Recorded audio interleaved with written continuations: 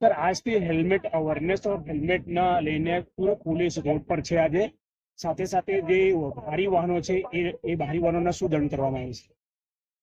અમારા સુરત શહેરના police commissioner Shri Anupamsinh Gehlot સાહેબની જેવી કડક સૂચના છે અને જે પ્રવેશબંધીના જાહેરનામા એમના તરફથી કરવામાં આવે છે એ જાહેરનામાના પ્રતિબંધિત સમય કાર્યવાહીનો પ્રવેશે એના વિરુદ્ધ શિક્ષાત્મક કાર્યવાહી કરવામાં આવે છે.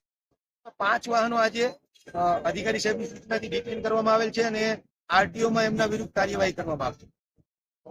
હેલ્મેટ લઈને શું અવેરનેસ છે, શું દંડ? હેલ્મેટ જે લોકો પોતાની સુરક્ષા નથી સમજતા અને હેલ્મેટ નથી પહેરતા એવા લોકો વિરુદ્ધ પણ આજે શિક્ષાત્મક કાર્યવાહી કરવામાં આવી રહી છે.